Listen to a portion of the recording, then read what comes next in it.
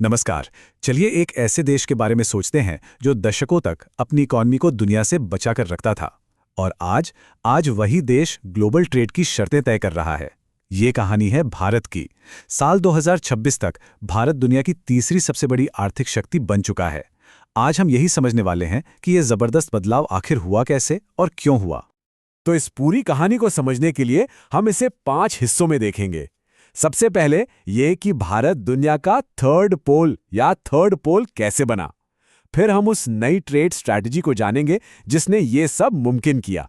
इसमें 100 अरब डॉलर की एक बहुत ही खास डील भी शामिल है।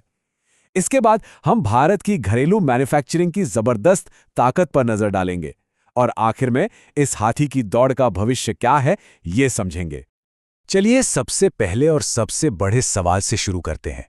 जब हम कहते हैं कि भारत एक तीसरा ध्रुव बन गया है, तो इसका असल में मतलब क्या है? देखिए, ये सिर्फ इकोनॉमी का कोई आंकड़ा नहीं है, ये दुनिया के पावर बैलेंस में एक नए सेंटर ऑफ ग्रेविटी के बनने की कहानी है। इस बदलाव की अहमियत समझनी है तो बस ये एक बयान ही काफी है। यूरोपियन यूनियन की president Ursula von der Leyen ने Bharat EU free trade agreement को सभी डील्स की जननी कहा। सोचिए, ये सिर्फ एक ट्रेड एग्रीमेंट नहीं, बल्कि एक जियोपॉलिटिकल मील का पत्थर है। हम यहाँ 2026 की बात कर रहे हैं और ये कोई दूर के भविष्य की भविष्यवाणी नहीं है, ये एक हकीकत बन चुकी है। भारत अब ग्लोबल इकोनॉमी का एक तीसरा ध्रुव है। दशकों तक ट्रेड को लेकर जो झिझक थी, वो अब पुरानी बात हो चुकी है। ये एक बहुत ही डिसाइसिव मोड़ है। अब जरा इस समझौते के साइज, इसके पैमाने का अंदाजा लगाइए। ये दुनिया की कुल जीडीपी का 1/4 हिस्सा कवर करता है। मतलब दुनिया का सबसे बड़ा लोकतांत्रिक बाजार और दुनिया का सबसे बड़ा सिंगल मार्केट अब एक साथ आ रहे हैं। हाँ, लेकिन सवाल ये उठता है कि इतना बड़ा समझौता रातों रात तो नहीं हो जाता। भारत आखिर यहां तक पहुंचा कैसे? इसका जवाब छिपा है एक बिल्कुल नई और दादिन ट्रेड स्ट्रैटेजी में। एक ऐसी स्ट्रैटेजी जो भारत के पुराने खुद को बचाने वाले रवैये से एकदम अलग है।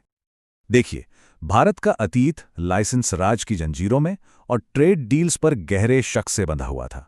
नतीजा क्या हुआ? आसियान जैसे सौदे जो भारत के लिए फायदेमंद नहीं रहे। लेकिन अब खेल पूरी तरह से बदल गया है। नई स्ट्रैटेजी है स्ट्रैटेजिक इंटरनेशनलिज्म, यानी पार्टनरशिप होगी लेकिन बराबरी की, तेजी से होगी और सबसे जरूरी भरोसे की बुनियाद पर होगी। और ये बदलाव कोई एक दिन में नहीं आया है, इसकी एक पूरी यात्रा है। 1991 में उदारीकरण की शुरुआत हुई, फिर 2014 से सोच में बदलाव आना शुरू हुआ। 2019 में चीन के नेतृत्व वाले आरसीईपी ट्रेड ब्लॉक से बाहर निकलना एक बहुत बड़ा कदम था और अब 2026 में यूरोपियन यूनियन के साथ ये ऐतिहासिक समझौता। ये एक लंबी और सोची समझी यात्रा रही है। अब देखिए, आरसीईपी से बाहर निकलना उस वक्त कई लोगों को लगा कि भारत पीछे हट रहा है, लेकिन असल में ये पीछे हटना नहीं था। ये एक बहुत बड़ा सिक्योरिटी डिसीजन था। मकसद था चीन पर आर्थिक निर्भरता से बचना और इस एक कदम ने वेस्टर्न पार्टनर्स के साथ बेहतर सौदों का रास्ता खोल दिया। तो फिर भारत ये बेहतर सौदे कर कैसे रहा है? इसके पीछे एक बहुत ही स्मार्ट, एक इनोवेटिव फ्रेमवर्क है। इसे कहते हैं डबल एफ फ्रेमवर्क। ये है डबल एफ फ्रेमवर्क। फंडा बहुत सिंपल है लेकिन जबरदस्त पावरफुल है। भारत कहता है हम आपको अपना मार्केट देंगे, यानी फ्री ट्रेड एग्रीमेंट, लेकिन बदले में आपको हमारे देश में निवेश करना होगा, यानी फॉरेन डायरेक्ट इन्वेस्टमेंट। ये एक सीधा सीधा सौदा है, बाजार के बदले निवेश। तो ये काम कैसे करता है? इसके 2 सीधे सीधे स्टेप्स हैं। पहला, एफटीए के जरिए पार्टनर देशों को मार्केट में एंट्री देना और दूसरा, एफडीआई के जरिए भारत की अपनी इकोनॉमी में पैसा लगवाना अनिवार्य करना। इस तरह हर ट्रेड डील देश के विकास का एक इंजन बन जाती है। और अगर किसी को लगता है कि ये सिर्फ कागजी बातें हैं, तो इफ्टा ब्लॉक के साथ हुई डील देख लीजिए। स्विट्जरलैंड और नॉर्वे जैसे देशों ने भारत में 100 अरब डॉलर के निवेश की एक पक्की, कानूनी तौर पर बाध्यकारी कमिटमेंट दी है। ये है इस स्ट्रैटेजी का जीता जागता सबूत। ट्रेड डील्स तो एक तरफ, लेकिन इस कहानी का सबसे जबरदस्त, सबसे दमदार हिस्सा तो अब आ रहा है। भारत का अपना घरेलू इंजन, उसकी मैन्युफैक्चरिंग की ताकत, जिसकी गूंज अब पूरी दुनिया में सुनाई दे रही है। अगर इस पूरी कहानी को सिर्फ एक नंबर में समेटना हो तो वो ये है 287 गुना। जी हाँ, 2014 से अब तक भारत से मोबाइल फोन के एक्सपोर्ट में 287 गुना की अविश्वसनीय बढ़त हुई है। ये चार्ट देखिए, ये अपने आप में पूरी कहानी कहता है। 2014 में कहा करीब 1500 करोड़ का एक्सपोर्ट, और आज 2026 में 2 लाख करोड़ रुपए से भी ज्यादा। ये कोई छलांग नहीं, ये एक क्रांति है। तो ये जादू हुआ कैसे? ये कोई चमत्कार नहीं था। इसके पीछे थी एक सोची समझी सरकारी पॉलिसी, प्रोडक्शन लिंक्ड इंसेंटिव यानी पीएलआई स्कीम्स। सीधा हिसाब है, भारत में ज्यादा बनाओ और सरकार से सीधा फाइनेंशियल इंसेंटिव पाओ। नतीजा, भारत जो कल तक फोन इंपोर्ट करता था, आज दुनिया का दूसरा सबसे बड़ा मोबाइल प्रोड्यूसर बन गया है। ये सिर्फ फोन असेंबल करने की बात नहीं है, ये एक पूरा इकोसिस्टम बनाने की क्रांति है। और इस पूरी ग्रोथ को सपोर्ट करने के लिए एक और जबरदस्त ताकत है, 20 करोड़ लोगों का एक नया कंज्यूमर क्लास।